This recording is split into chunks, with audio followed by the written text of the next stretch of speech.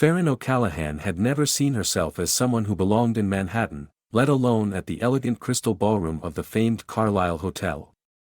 Born and raised in Willow Creek, a sleepy town tucked away between rolling hills and whispering forests, her life had always moved at the slow, gentle pace set by her work as an elementary school teacher. But tonight, wrapped in an emerald silk gown chosen by her overly enthusiastic friend, Maris, Farron felt out of place in a glittering world that seemed to move too fast and talk too loudly. Maris had practically begged her to come to New York City for her extravagant wedding celebration. They had been childhood best friends, inseparable until life had drawn Maris away into the bright lights of the city. Now Maris was marrying into one of the wealthiest families in Manhattan, and Farron, loyal and a little naive, had allowed herself to be swept along. Yet, standing alone at the edge of the ballroom, with champagne bubbling in her flute untouched, she regretted her decision to accept the invitation. Guests moved around her in a fluid dance of laughter and perfume, the air filled with the gentle hum of orchestral music and discreet chatter about investment portfolios and lavish vacations. She was entirely invisible, a ghost in an expensive dress. Frustrated, Farron slipped quietly through the large glass doors onto a balcony overlooking Central Park. The chill of autumn night air caught her breath, and she wrapped her arms tightly around herself, seeking comfort in the solitude. The glittering lights of the city stretched endlessly ahead, a vibrant tapestry that reminded her how very far she was from home. "Too noisy for you inside," came a smooth, low voice from the shadows, making her startle in surprise. She spun around, her heart thudding erratically, and found herself staring into a pair of dark blue eyes belonging to a man she had not noticed before. He stepped out of the darkness, his broad shoulders accentuated by a perfectly tailored black tuxedo, his strong jawline softened slightly by an amused smile. Something about his presence, controlled yet effortlessly powerful, made her pulse quicken in a way she couldn't immediately understand. "A little," she admitted softly, trying to calm her nerves. "It's all a bit overwhelming." "Weddings usually are," he replied, moving closer, though carefully keeping his distance respectful. "Especially ones involving this family." Farron studied him carefully. He was undeniably attractive, with a face that was rugged yet elegant, masculine perfection tempered by eyes shadowed by mystery. She felt inexplicably drawn to him, curious despite her inherent caution. "You don't seem very fond of them," Farron observed quietly, daring a small smile.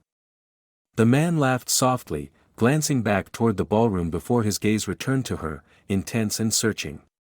"Let's just say I know them well enough to prefer the balcony to the ballroom." Farron found herself relaxing, enjoying his dry humor and the warmth radiating from him despite the coolness of the evening. For reasons she couldn't quite understand, she found herself opening up, speaking more openly than she would with any stranger. Soon they were sharing stories of their lives, her humble existence as a teacher, his more guarded revelations about the pressures of corporate life in the merciless heart of the city. Hours passed unnoticed, their conversation drifting naturally from laughter to thoughtful silence and back again. The more they spoke, the closer they seemed to gravitate toward one another, as though bound by an invisible thread. Farron felt the city recede, replaced by the quiet intimacy of their connection, a strange, comforting bubble in a place where she had expected only loneliness. Eventually, the ballroom behind them emptied, guests drifting away into the night. Maris, absorbed by her celebration, never noticed Farron's prolonged absence. But the man, whose name she still hadn't asked, whose name he hadn't offered, had become central to this moment, captivating her completely. As the night deepened, Farron shivered involuntarily, only slightly, yet he noticed immediately. Without a word, he shrugged off his jacket and gently draped it over her shoulders. His scent, subtle but intoxicating, surrounded her, making her pulse race and her breath catch. Their eyes met, the air between them charged and expectant, and Farron found herself unable to look away from the undeniable attraction mirrored in his gaze. For a fleeting moment, fear brushed against her heart. She barely knew him, yet something deep and reckless urged her closer, whispering that tonight, just once, she could let go. "Come with me," he said softly, as though reading her thoughts. His voice was confident, but the underlying note of vulnerability startled her. Just for tonight. No promises, no complications. Farron hesitated, her heart pounding wildly. Every instinct warned her away, caution whispering that this was not her, that she was about to cross an unspoken boundary from which there could be no turning back. Yet, beneath that caution, something stronger emerged, a boldness she had never allowed herself to explore, a hidden desire for adventure, for passion. A chance to feel something more vibrant, more alive than she'd ever allowed herself before. Yes, she whispered finally, her voice barely audible. Just tonight. He extended his hand, strong and steady. Farron placed her hand into his, feeling electricity spark between them, sealing the impulsive agreement. As they left the balcony together, she deliberately chose not to ask his name, content to let the mystery be part of the night's magic. She had no idea then that this night, reckless, exhilarating, and filled with an intensity she'd never known, would soon alter her entire life in ways she could never have imagined. Farron returned home to Willow Creek the very next day, her quiet little town offering a gentle welcome after the whirlwind that had swept her up in New York City. Yet, as the weeks passed, memories of that extraordinary night refused to fade. Instead, they lingered persistently, becoming a secret she held close to her heart, one that felt both thrilling and troubling. Gradually, Farron returned to her normal routines, back in her cozy classroom at Willow Creek Elementary. Her students filled her days with laughter, innocence, and small joys, distracting her from the echoing thoughts of the handsome stranger she'd allowed herself to fall into that night. She told herself repeatedly that she had made a spontaneous choice, that it was merely a beautiful, fleeting mistake, something to remember privately but never repeat. Then, unexpectedly, everything began to shift. One crisp October morning, nearly 5 weeks after her return from New York, Farron woke feeling strangely dizzy. She brushed it off, blaming fatigue and perhaps a lingering flu, but the symptoms persisted. She felt constantly exhausted, frequently dizzy, and even the smell of her favorite coffee became overwhelming and unpleasant. Finally, after days of denial, she reluctantly purchased a pregnancy test, her heart hammering in her chest as she waited anxiously in her small bathroom for the result. When the test revealed a clear, undeniable positive, Farron's entire world tilted dangerously on its axis. Sitting on the edge of the bathtub, staring blankly at the test stick, she tried desperately to process the reality of the situation. The father, a man whose name she didn't even know, was miles away, nothing more than a face she'd attempted to forget, but now could no longer ignore. She scheduled an appointment at the only doctor's office in Willow Creek, hoping desperately that perhaps the test had somehow been faulty, that there was some mistake. But when Dr. Lucinda Parkhurst, an older woman who had known Farron since childhood, conducted the ultrasound, the expression on her face shifted abruptly from warm reassurance to stunned disbelief. Farron felt panic rise in her chest, her voice trembling slightly. Is something wrong? Dr. Parkhurst looked at the screen again, then at Farron, clearly trying to steady herself before she spoke. Farron, I'm going to tell you something rather shocking, and I need you to remain calm, all right? Farron nodded numbly, gripping the edge of the examination table. Her heart was hammering wildly, fear creeping into her bones. I don't know how else to put this, the doctor said slowly, choosing her words carefully, but you're not expecting one baby. Farron's breathing stopped for a moment. Twins, she whispered nervously. No, dear, Dr. Parkhurst's voice was filled with both wonder and disbelief. I'm seeing multiple heartbeats. Farron, you're pregnant with septuplets. 7 babies. The words hung in the air, echoing impossibly loud in the small, sterile room. Farron stared blankly at the screen, her vision swimming, her mind refusing to accept the doctor's words. 7. It couldn't be possible. This is impossible, she stammered, tears suddenly burning her eyes. There must be a mistake. Dr. Parkhurst placed a gentle hand on Farron's shoulder, sympathy and amazement mingling in her gaze. "It's incredibly rare, Farron, but it's true. I've checked twice. I've never seen anything quite like this myself, but your ultrasound is clear. You're carrying septuplets." In the days that followed, Farron moved through her life as though in a daze. The news spread rapidly through Willow Creek, a town so small that everyone seemed to know the color of their neighbors' curtains. Overnight, Farron became the center of attention, her quiet life invaded by whispered gossip, curious stares, and occasionally insensitive remarks. She withdrew, overwhelmed by the shock, feeling utterly alone. Maris, still absorbed in newlywed bliss, expressed astonishment over the phone but offered only superficial support. Farron knew she couldn't turn to her own family, having lost her parents years before, leaving her with no one to rely on but herself. Days passed, each one heavier and more surreal than the last. Rumors spread beyond Willow Creek, reaching social media and local newspapers. Soon Farron's phone was ringing constantly, unfamiliar numbers filling her voicemail, reporters seeking the story of the shy small-town woman whose one night in New York had led to such remarkable consequences. But through all the chaos, Farron's thoughts repeatedly returned to the mysterious stranger.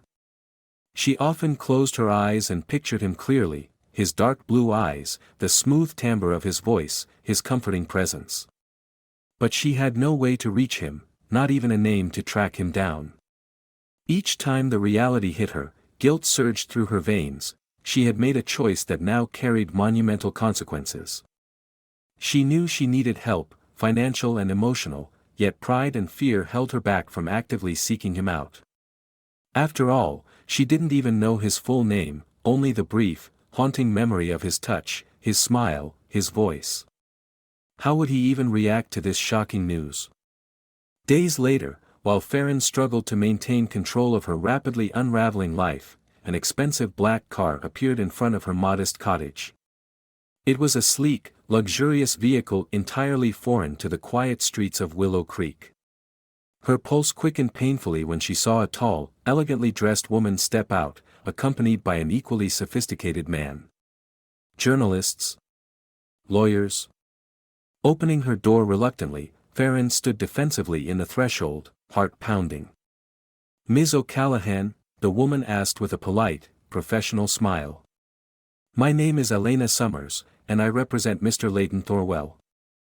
Farron felt a dizzy wave of shock wash over her. Leighton Thorell.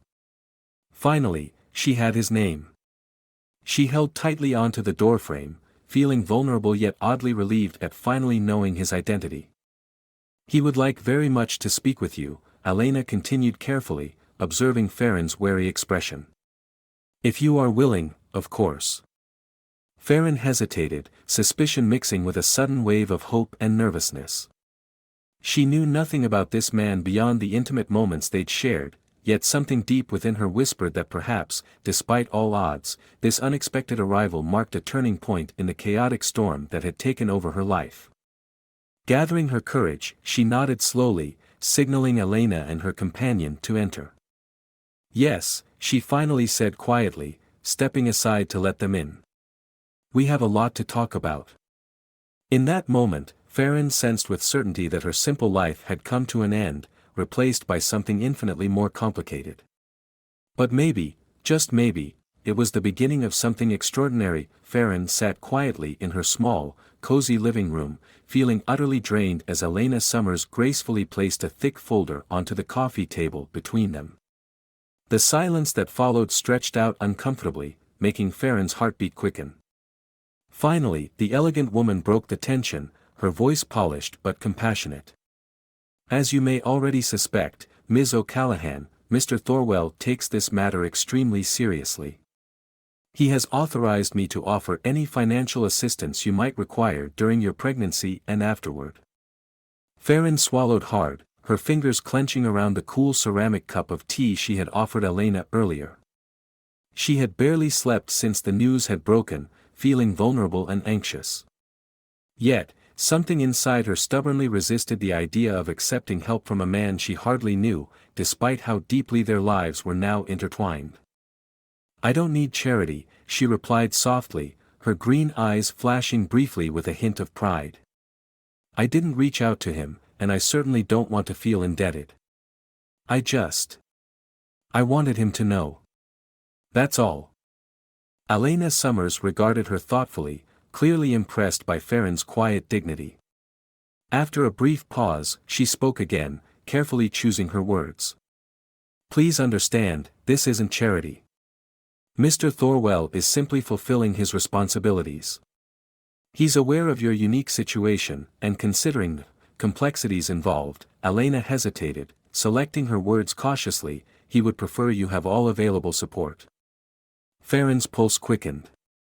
She wondered what the enigmatic Leighton Thorell had felt upon learning that their one spontaneous night would lead to something so extraordinary and overwhelming.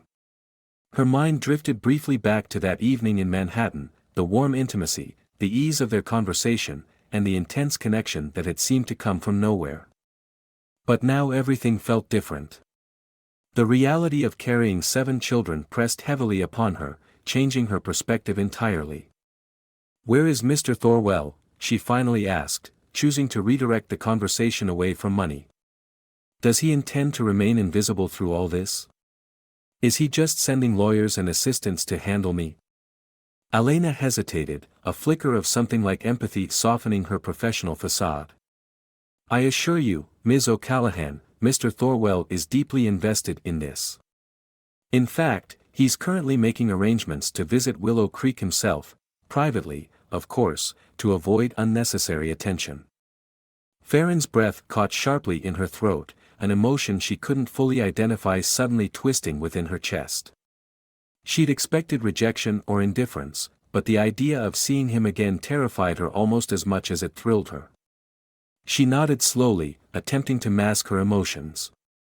All right, she finally replied, her voice steadier than she felt. Tell him he can speak with me directly. No more intermediaries. Of course, Elena agreed with a graceful nod. I'll convey your wishes immediately. After the woman departed, Farron felt suddenly exhausted. The room seemed unbearably quiet, punctuated only by the ticking of the antique clock that once belonged to her grandmother. She sat silently, her hands resting protectively on her still flat stomach, fear mixing with the faint, undeniable hope that Leighton would somehow make this easier, despite the complications. 2 days later, a sleek black car pulled up outside Farron's modest home. She watched through the curtains, her heart pounding, as Leighton Thorell himself stepped out, his presence commanding even from afar. He was just as she remembered, handsome, poised, his dark hair neatly styled and his impeccable suit reflecting both power and restraint. Yet his expression was unreadable, carefully shielded. She opened the door before he knocked, unwilling to show any hesitation despite the fluttering nervousness in her chest. Their eyes met, and for a long moment, neither spoke, each studying the other silently. Farron, he finally said, her name sounding richer, deeper than she remembered. Thank you for agreeing to meet with me. You're welcome, she answered softly, stepping aside to let him enter. As he brushed past, the scent of his subtle cologne instantly transported her back to that night in New York, filling her with memories she tried hard to bury. Once inside, they sat facing one another on opposite sides of the small, worn sofa. Farron felt acutely aware of her simple surroundings compared to whatever lavish life he led. But if Leighton noticed, he gave no sign, his attention focused exclusively on her. I won't pretend to understand what you must be feeling, he began slowly, voice low, cautious. But I want you to know, I don't take this lightly. It was unexpected, to say the least, but I accept my responsibility without hesitation. You won't face this alone. Farron swallowed back sudden tears, his words affecting her more deeply than she'd anticipated. Yet she couldn't help but feel the strangeness of their situation. Leighton, we don't even know each other. His eyes darkened slightly, something flickering behind his carefully composed exterior. That may be true, but we will learn. I won't abandon my children, or you. She studied him silently, sensing there was far more beneath his controlled facade than he revealed. Yet doubts lingered stubbornly in her heart. Why would you want to take responsibility for this?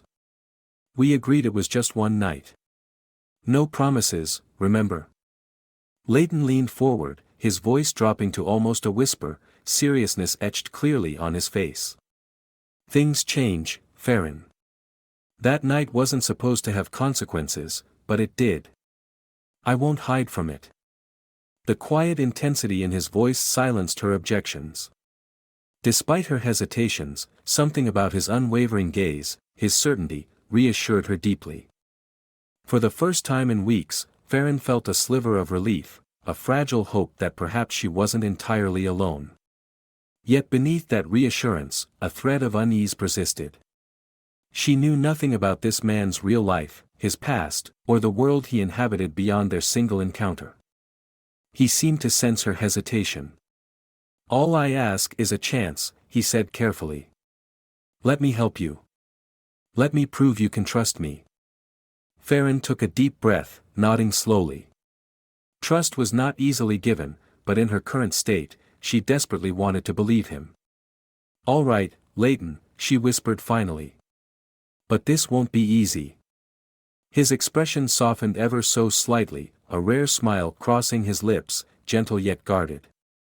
I've never been afraid of difficulty, Farron. Something in his voice made her heart quicken unexpectedly. She realized then, as their eyes met once more, that her life was now irreversibly entwined with this man, one who remained a stranger, yet whose future was inseparably bound to hers. She knew the road ahead was uncertain and complicated. But maybe, just maybe, together, they might find a way through the chaos they had unwittingly created. Farron stood in front of the grand iron gates of Thorell Manor, her suitcase clutched tightly in one hand, the other pressed protectively against her growing belly. Anxiety tightened her chest, making it difficult to breathe as she took in the sprawling mansion looming ahead, majestic yet intimidating, a stark symbol of a world that felt utterly alien to her. The last few weeks had been a blur of doctor's appointments, consultations, and phone calls filled with lawyers' formalities. It had quickly become clear to Farron that remaining in Willow Creek through such an extraordinary pregnancy would be impossible. Her condition had become a national sensation, attracting attention from reporters who had swarmed her home relentlessly. Leighton had convinced her to accept the safety of his family estate, promising her protection and privacy as she navigated the challenges ahead. Yet, standing now before his family home, Farron wondered if she'd made a terrible mistake. Her heart raced as the gates slowly opened, seemingly on their own, granting her reluctant entrance into Leighton's privileged world. The long driveway was lined with meticulously manicured gardens, and the elegant architecture of the manor appeared both breathtaking and unapproachable, reinforcing the stark differences between their worlds. Before she could change her mind, the front doors opened, revealing Leighton himself, impeccably dressed as always, waiting patiently at the top of marble steps. Farron felt her pulse quicken at the sight of him. She had hardly seen him in person since their initial meeting in her living room, communicating mostly through texts and carefully orchestrated phone calls. Now, facing him again, memories of their first meeting flooded her mind, mixing awkwardly with reality. Welcome, Farron, Leighton said warmly, his voice calm but laced with genuine care. I'm glad you're here. She forced a small smile, hiding her anxiety behind polite reserve. Thank you, Leighton. Though I admit I'm a bit nervous. Understandable, he replied gently, descending the steps to take her suitcase from her hand. But I promise you, you're safe here. Nobody will bother you. Farron glanced around uncertainly. Will your family mind? Do they even know? Leighton hesitated briefly, his expression shifting slightly into something guarded. They know, he finally admitted, and they're adjusting. Farron frowned, sensing there was far more he wasn't saying. Yet before she could question him further, they were interrupted by the crisp sound of footsteps echoing from the doorway. A tall, distinguished-looking man with silver-streaked hair stepped out onto the porch, watching Farron critically through narrowed eyes. She instinctively tensed under his scrutiny, feeling instantly judged and inadequate. My brother, Rager Thorell, Leighton explained carefully, his tone suddenly restrained. Rager, this is Farron O'Callaghan. Rager's gaze flicked over her quickly, assessing, before he nodded curtly. So, you're the woman causing all this excitement, he remarked coolly, without any hint of welcome. I hope you're aware of the pressure you've placed upon this family. Farron flinched slightly, feeling exposed and vulnerable, but before she could respond, Leighton stepped protectively in front of her. Enough, Rager. Farron is my guest. She deserves your respect. Rager's eyes hardened momentarily, a faint challenge in his stare before he nodded once more, this time more formally. Of course. Welcome, Ms. O'Callaghan. His voice remained distant and formal as he turned abruptly, returning inside without another word. I apologize for my brother, Leighton murmured gently, visibly uncomfortable with the tense exchange. He doesn't handle change gracefully. I see, Farron whispered, her discomfort intensifying. She felt suddenly trapped, uncertain whether she could handle the complexity of Leighton's family dynamics along with her own overwhelming situation. Inside the manor, Farron's unease only grew. Despite the undeniable beauty of the ornate hallways, grand staircases, and elegant furnishings, she couldn't shake the oppressive sense of isolation. This was Leighton's world, his family's territory, and she was undeniably an outsider. Leighton led her quietly to an opulent guest suite filled with luxurious furniture, fresh flowers, and wide windows overlooking sprawling gardens. The room was stunning, yet cold somehow, impersonal despite the clear effort that had been put into her comfort. Is everything acceptable? Leighton asked cautiously, watching her reaction carefully. He seemed genuinely anxious, aware of how much she was sacrificing to be there. Farron nodded slowly, forcing herself to offer him a reassuring smile. It's beautiful. More than I expected. He exhaled softly, visibly relieved. Good. Dinner will be served later. For now, please rest. Call me if you need anything at all. After Leighton left, Farron sank onto the edge of the large bed, overwhelmed by fatigue and uncertainty. Her emotions twisted confusingly, grateful for Leighton's support, yet deeply unsettled by the cold reception from his family. She wondered if she would ever feel comfortable in this house, a stranger among strangers, even while carrying their bloodline inside her. Hours later, at dinner, Farron sat silently at an imposing mahogany table alongside Leighton and his brother. The tension in the air was palpable, making each bite difficult to swallow. Rager seemed intent on ignoring her presence entirely, speaking exclusively to Leighton about business matters she could not begin to comprehend. Eventually, Rager turned abruptly to Farron, his voice tinged with subtle hostility. Tell me, Ms. O'Callaghan, what exactly were you thinking that night in New York? Surely, you must have known who my brother was, or did you truly believe it was coincidence? The bluntness of his accusation startled her deeply. Farron's cheeks flushed hotly, embarrassment mixing with anger. I had no idea who he was, she replied softly, fighting to keep her voice steady. It was just a spontaneous decision. There was no agenda. Rager's skeptical expression remained unchanged. I find that hard to believe. Enough, Leighton snapped sharply, his tone edged with genuine anger. She owes you no explanation. Rager stared back defiantly but eventually leaned back, retreating into silence. Yet the damage had already been done. Farron felt profoundly unwelcome, her discomfort almost suffocating. After dinner, as Leighton escorted her back toward her suite, she finally voiced the worry pressing heavily upon her heart. Leighton, maybe I made a mistake coming here. Clearly, your brother resents me. Leighton paused, placing a gentle hand on her shoulder, his touch comforting and protective. You're not a mistake, Farron. Rager's opinions mean nothing. I'm here, and I promise you, I won't let him hurt you. His sincerity softened her anxiety, yet she still sensed a deeper current beneath his words. There were secrets in this family, tensions she had only begun to glimpse. As Farron lay awake that night, staring at the unfamiliar ceiling, she couldn't escape the unsettling realization that the real difficulties had only just begun. She was trapped between two worlds, one she'd left behind, and one she might never truly belong to.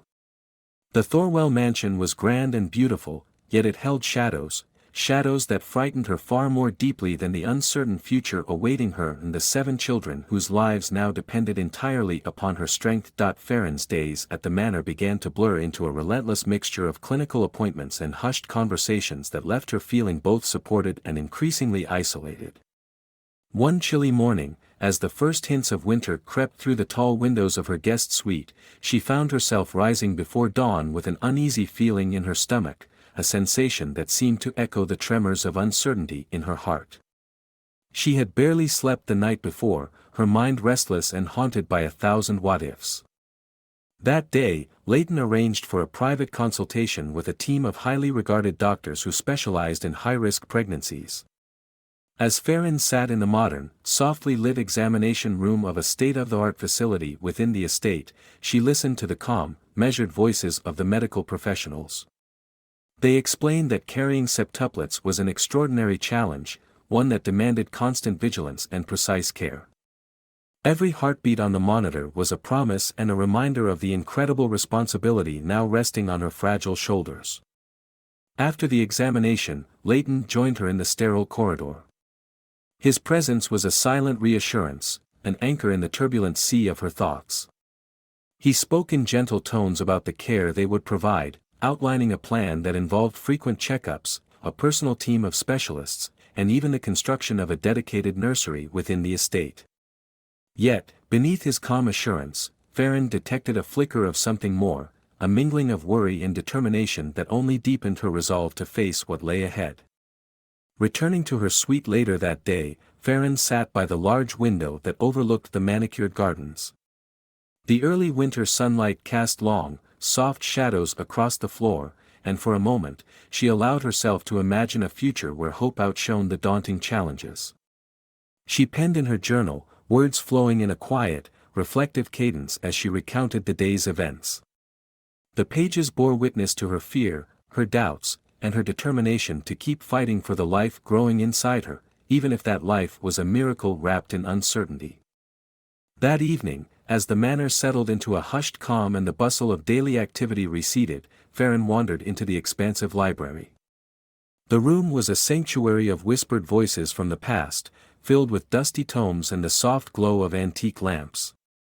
There, she sought refuge, losing herself in the stories of others who had weathered their own storms. She imagined the women of history who had faced monumental odds with courage and dignity. Their silent strength resonated with her, and in that quiet space, she began to believe that perhaps she, too, could forge a path through the darkness. Leighton found her there and sat down quietly in an armchair across from her. His presence did not demand conversation, it was enough for him simply to share the space. After a long while, he spoke, his voice low and careful. "Farron, I know this is overwhelming. I know you have doubts, fears, and questions. I want you to know that I'm here for you, every step of the way." She looked up, meeting his gaze, which was filled with a sincerity that belied the opulent distance of the manor. "Sometimes I wonder if I'm strong enough to do this," she confessed softly. "Not just for the babies, but for myself. I feel so out of place, as if I've been dropped into a world that wasn't meant for someone like me." Leighton's eyes softened. "Strength isn't measured by the world you come from, Farron. It's built in moments like this, when you push forward despite the fear, when you hold on to hope even when everything seems uncertain. I may have wealth and resources, but I've learned that true strength comes from facing life head-on, regardless of the circumstances." The conversation, intimate and vulnerable, stretched long into the night. They spoke of dreams and disappointments, of choices made in moments of passion and the unforeseen consequences that followed. For Leighton, the unexpected pregnancy had forced him to reevaluate the sterile order of his existence. For Farron, it was a journey into a future that was both terrifying and filled with the possibility of rebirth. In the soft glow of the library's lights, their words intertwined, creating a fragile bond that promised understanding even as uncertainties loomed large. Later, as Farron retired to her room, she could still hear Leighton's reassuring tone echoing in her mind. That night, sleep finally claimed her, though her dreams were a turbulent mixture of images, a delicate balance of hope and dread. In one vision, she saw herself cradling one of the tiny lives growing within her, each child a testament to a night filled with passion and the unforeseen twists of fate. In another, she found herself standing alone in a vast corridor, the walls echoing with the silent voices of past regrets and unspoken fears. Morning light crept through the window as she awoke with a start, her heart pounding as if urging her to confront the day. Outside, the estate stirred with quiet activity, and Farron resolved that she would meet the challenges ahead with the same resilience she found in the pages of her journal. Every new day brought a deeper understanding of herself, a realization that her journey was not merely about surviving a medical miracle, but about rediscovering the strength and grace that lay hidden within her. As she dressed and prepared for another day of tests and meetings, Farron clung to the fragile hope that, with Leighton's steady support and the unyielding spirit that had carried her this far, she might find a way to navigate this extraordinary chapter of her life. Each step, each heartbeat, was a step toward a future that, despite all the uncertainties, shimmered with the promise of redemption and the enduring power of love. Late one rainy afternoon, when the manor was shrouded in an unusual hush and the corridors echoed with the soft patter of raindrops against ancient windows, Farron found herself wandering the forgotten wings of the estate. The tension from dinner and the earlier confrontation with Rager still lingered in her mind, urging her to seek refuge in quiet solitude. She slipped away from the more formal parts of the house and ventured into the depths of the manor, a section rarely trodden by guests and even less so by those newly introduced into the Thorell family. In a dimly lit corridor lined with ancestral portraits and faded tapestries, Farron's eyes were drawn to a heavy wooden door partially concealed behind an ornate bookshelf. Something about the door, its intricate carvings and the aura of secrecy that clung to it, beckoned her closer. Heart pounding with a mixture of apprehension and curiosity, she reached out and slowly turned the tarnished brass knob. The door creaked open, revealing a narrow, dusty study that looked as if it had been sealed off for decades. Inside, the air was thick with the scent of old paper and lingering memories. Shelves crowded with leather-bound volumes and stacks of yellowed documents filled the cramped room. On an ancient desk lay a series of envelopes, a collection of brittle newspapers, and several meticulously kept ledgers. Farron's eyes widened as she recognized names and dates that stirred up fragments of memories she had long buried. Gently, she picked up one of the faded clippings. The headline, barely legible under years of grime, mentioned a catastrophic industrial accident in Willow Creek, a tragedy that had once rocked her hometown. As she read further, the details grew darker and more convoluted. The article described how a local factory had released toxic chemicals into the river, poisoning the community and causing a string of mysterious illnesses and untimely deaths. Her hands trembled as she realized that one of the factory's major stakeholders was none other than Thorell Industries, the sprawling conglomerate that had built its fortune on ventures that spanned across the country. The narrative hinted at negligence and a deliberate cover-up orchestrated by powerful figures, and, with a sinking feeling, Farron recalled whispered rumors from her childhood, rumors that had once hinted at a connection between her parents' untimely demise and a corporate scandal. Unable to shake the chill that crawled up her spine, Farron carefully sifted through more documents. In a leather-bound journal, written in spidery handwriting, she discovered a series of entries that detailed covert meetings, hushed discussions of environmental hazards, and unsettling references to sacrifices made for progress.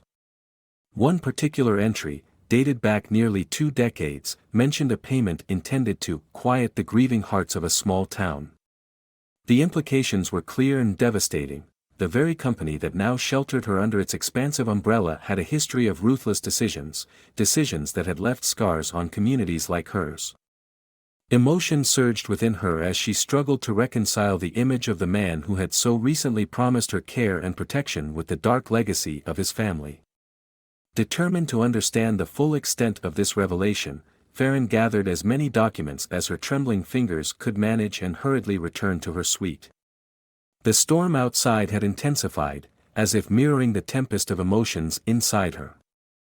Later that evening, after a long, sleepless night spent poring over the damning evidence, Farron confronted Leighton in the quiet sanctuary of the Manor's private study.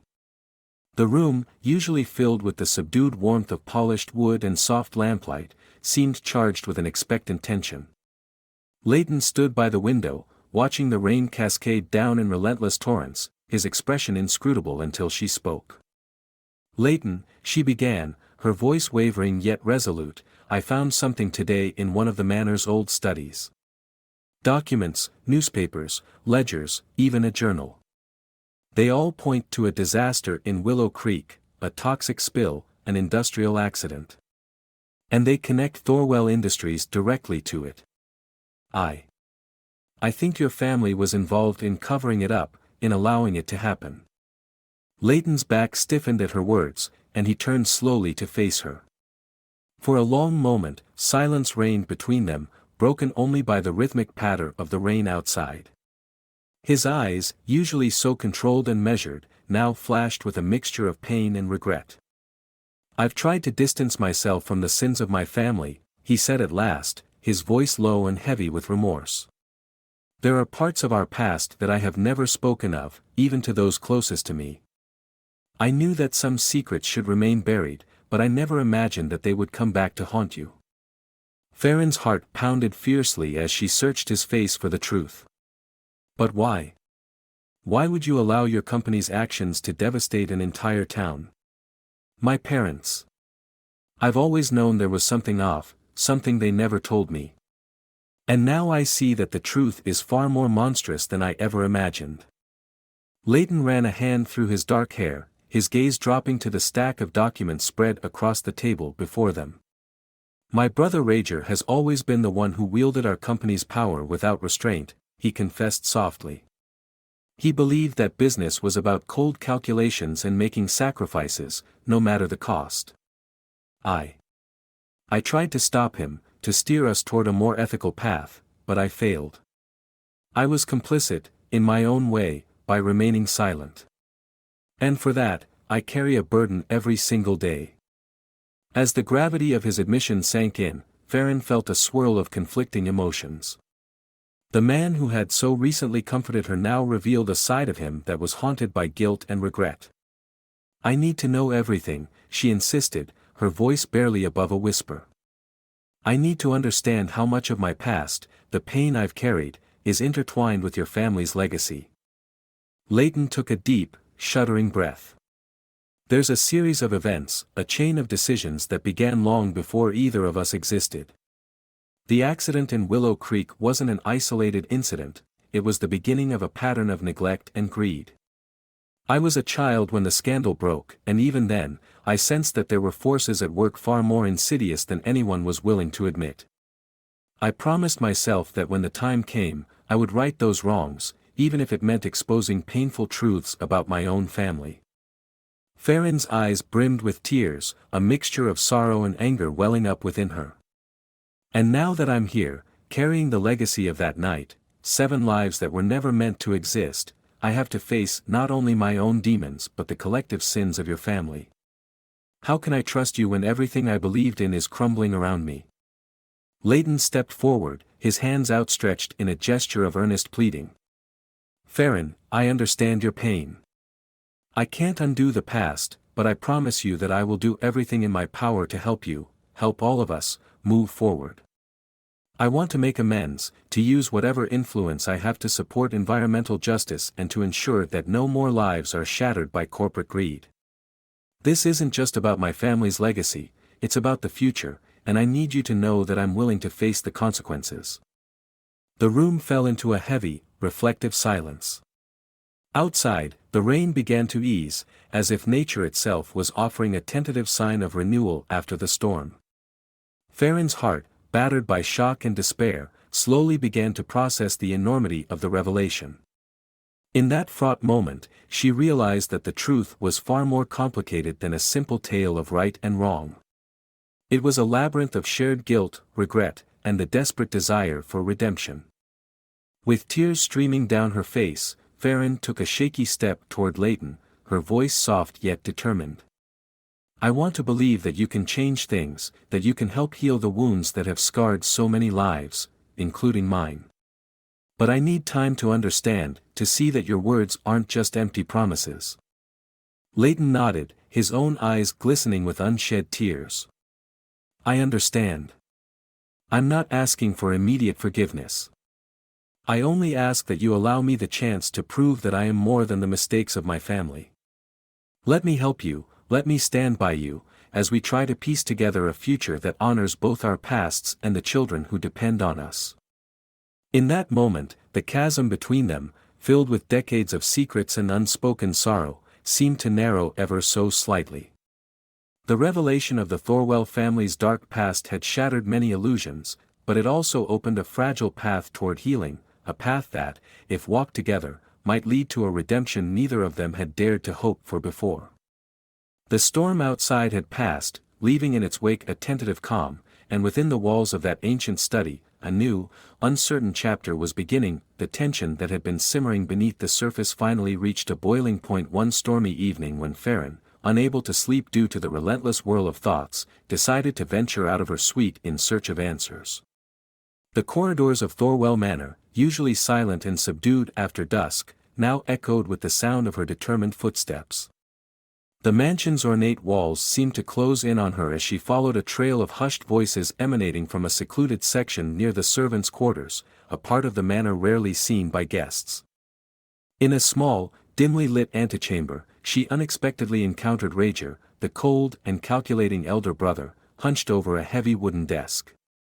Papers and ledgers lay scattered around him, the flickering light of a single lamp casting ominous shadows across his face. For a long moment, Rager regarded her with an unreadable expression, a mixture of guarded hostility and reluctant resignation. Farron's heart pounded as she took in the sight of him up close, realizing that the man who had so harshly questioned her at dinner was now immersed in secrets that might explain everything. Farron, Rager began, his voice low and measured, I wasn't expecting you here. There was an edge to his tone that betrayed neither welcome nor outright malice, only a weary acknowledgement of the inevitable confrontation that had been building for months. She hesitated, then spoke in a firm tone that belied the turmoil inside her. I had to know the truth. I need to understand how much of my life is intertwined with your family's sins, and how far you're willing to go to hide them. Rager's eyes darkened, and for a moment, the air crackled with unspoken tension. He pushed aside a stack of papers, revealing an aged ledger bound in cracked leather. There are things you should not meddle with, Farron, he said, his words laced with both warning and an almost pained regret. Our family's past is full of decisions made in desperation, sacrifices that were justified by cold logic. You, of all people, should understand that life is rarely black and white. Before Farron could respond, the sound of footsteps approaching forced them into a reluctant silence. Leighton emerged from the shadowed corridor, his presence commanding yet clearly conflicted. His eyes, troubled and searching, flickered between Rager and Farron as he stepped closer. That's enough, Rager, he said quietly, his tone even but resolute. Farron is not here to be interrogated. She deserves the truth, and we owe her that much. For a long moment, the three of them stood together in the narrow room, the sound of rain pelting against the ancient windowpanes punctuating the heavy silence. Finally, Rager broke it. You want the truth, Farron? Very well. But understand that once you cross this threshold, there is no turning back.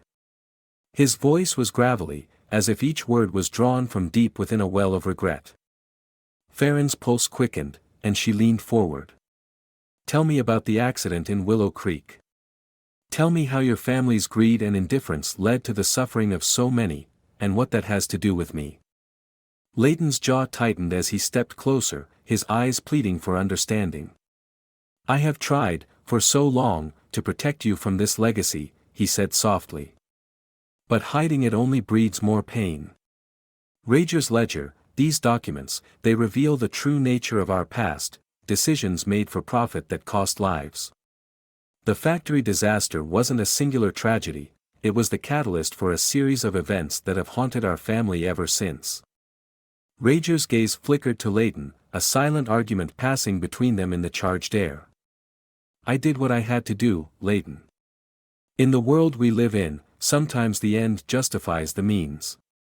But I never anticipated that your impulsive actions, Farron, would bring this curse into your life. His words, heavy with accusation, sent a shiver through Farron. It was as if she had become the living embodiment of a past misdeed she never chose to inherit. Tears welled in her eyes as she fought back a surge of anger and despair. I never asked for any of this, she whispered. I only ever wanted a chance to build a life, a future for the children growing inside me. Now I'm forced to confront the sins of a family I barely know, and I'm left wondering if I can ever escape the darkness that seems to shadow every step I take. Leighton stepped forward, his voice trembling with raw emotion. I am deeply sorry, Farron. I tried to distance myself from our family's corruption, to shield you from the fallout. But I was naive. I thought that by providing you with a sanctuary here, I could spare you the full weight of our legacy. Instead, you're caught in the crossfire of secrets that I have long tried to bury. In that moment, a sudden, unexpected twist shattered the already fragile truce. The door at the far end of the antechamber burst open, and a third figure strode in, a woman with fierce determination in her eyes and an air of authority that demanded attention. She was dressed sharply, exuding the confidence of someone who had fought many battles, both personal and political. Enough of this secrecy, she declared, her voice ringing clear in the confined space. I represent a coalition of community leaders and environmental advocates who have been investigating Thorell Industries for years. Both Rager and Leighton froze, their expressions shifting to one of alarm and cautious hostility. The woman continued, your company has been under scrutiny for its role in environmental disasters, not just in Willow Creek, but in several communities across the country. We have gathered evidence that suggests a deliberate cover-up, and we intend to bring the truth to light. Farron's heart hammered in her chest as she tried to process the magnitude of what was unfolding. This was the unexpected turn she had subconsciously dreaded, a confrontation not just with the sins of the past but with the imminent collapse of the world her benefactor had built. Leighton's face contorted with anguish as he looked from the determined advocate to his brother, who now seemed caught in a precarious position between defiance and despair. Rager's voice was tight, barely concealing his fury. Who are you to barge in and disrupt what is a private family matter? He demanded, though the tremor in his tone betrayed his uncertainty. The woman's gaze did not waver. I am Veronica Hayes, and I represent those who seek justice for the victims of your company's reckless actions. Your family's record of indifference and exploitation can no longer be ignored, and neither can the suffering it has caused. Farron, you deserve to know that you are not an isolated victim, you are part of a larger story of environmental injustice that has been allowed to fester for far too long. Leighton reached out, his hand stopping short of Veronica's as if trying to restrain the storm of revelations. Veronica, please, this is not the way. You must understand that I have been working to correct these wrongs. I have been in negotiations to set up restitution and cleanup projects for Willow Creek. I never intended for any of this to hurt anyone further. Veronica's eyes flashed with resolve. Negotiations? Promises? Words are meaningless when lives are at stake. We have evidence, and we demand accountability. Farron stood silently, the weight of the revelations pressing upon her. In that charged moment, her personal struggle merged with a much larger battle, a fight against systemic corruption and environmental devastation. She realized that her journey was not solely about her own pain or the legacy of a night in New York, it was about challenging a powerful institution and seeking redemption for communities long silenced by greed. The room seemed to vibrate with the intensity of the confrontation. Leighton's voice softened as he turned to Farron. I know I have failed you in many ways, but I promise I will do everything in my power to make this right. I want to help you, and I want to help those who have suffered. His eyes pleaded for forgiveness, for understanding, as he grappled with the enormity of his family's transgressions. Rager, caught between his pride and the undeniable truth laid bare by Veronica, seemed to falter. The corridors of power he had wielded so ruthlessly now echoed with the voices of those demanding justice. His silence was a confession in itself, a tacit admission that his actions had irrevocably altered countless lives, including Farron's. As the confrontation reached its crescendo, Veronica's unwavering presence reminded everyone that secrets could no longer be hidden behind closed doors.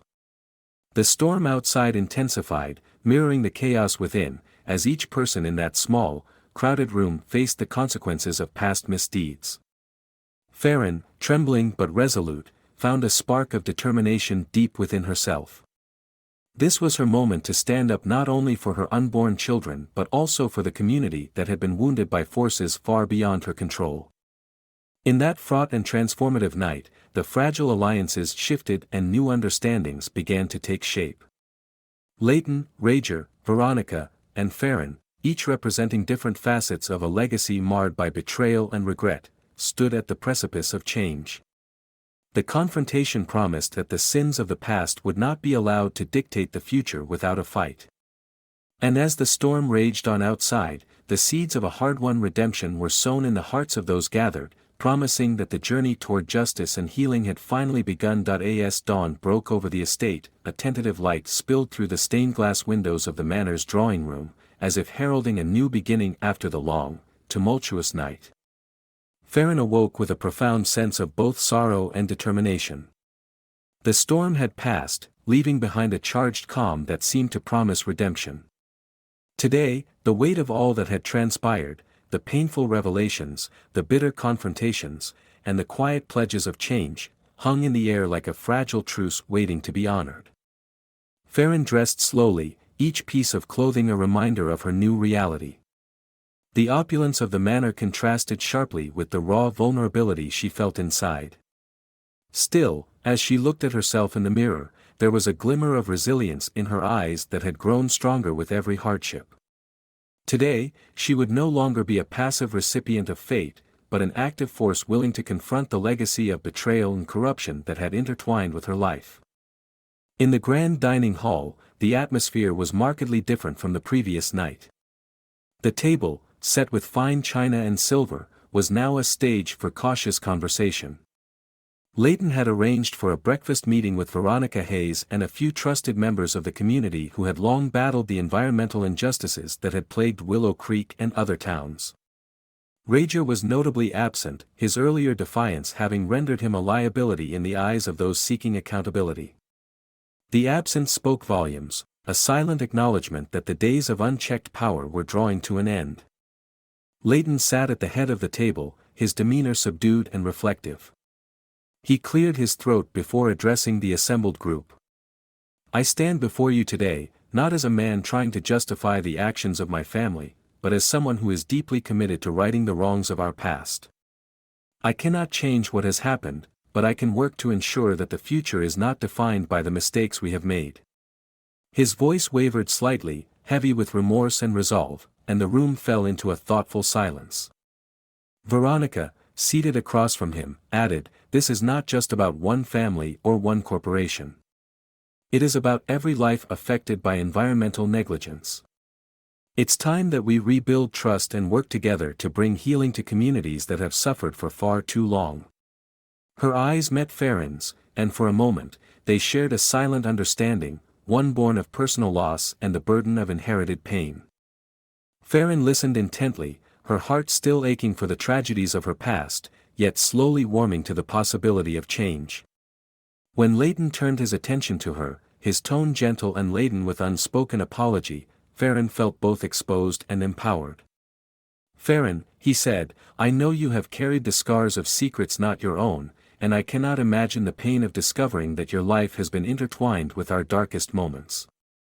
But I promise you, from this day forward, I will do everything in my power to support you, to support your children, and to work for justice in Willow Creek and beyond." She took a steadying breath, her voice firm yet laden with emotion. "I have spent so long feeling like I was defined by that one night, by a mistake that spiraled into something far greater and more devastating than I could ever have imagined.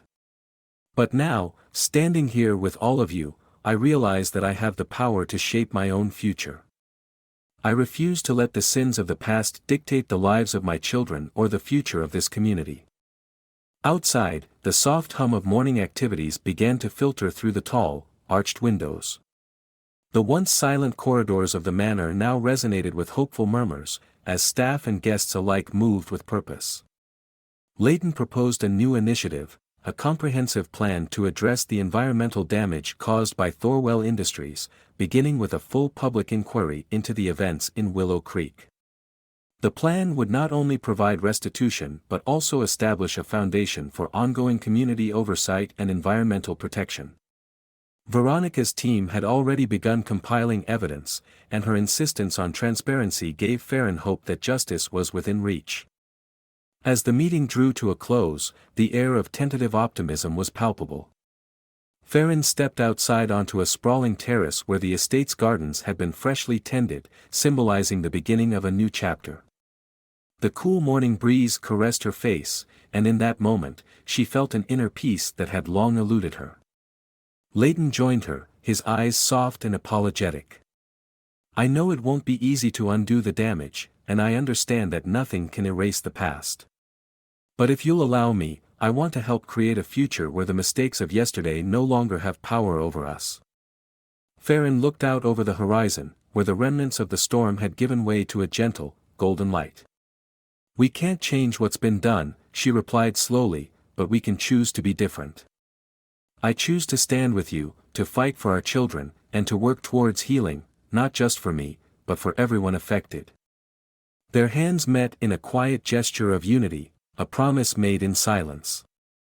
In that moment, the legacy of one fateful night was transformed from a chain of regret into a beacon of hope. The arduous journey ahead would be fraught with challenges, doubts, and inevitable setbacks, but together, they had forged an unbreakable bond. A bond that transcended wealth, power, and guilt, a bond founded on the resilient spirit of love and the relentless pursuit of justice. And as the sun ascended fully into the sky, casting a radiant glow upon the manor and the world beyond, Farron felt, for the first time, that the seeds of change had truly been sown. The promise of redemption, both personal and communal, was no longer a distant dream but a tangible possibility waiting to be nurtured with every new day.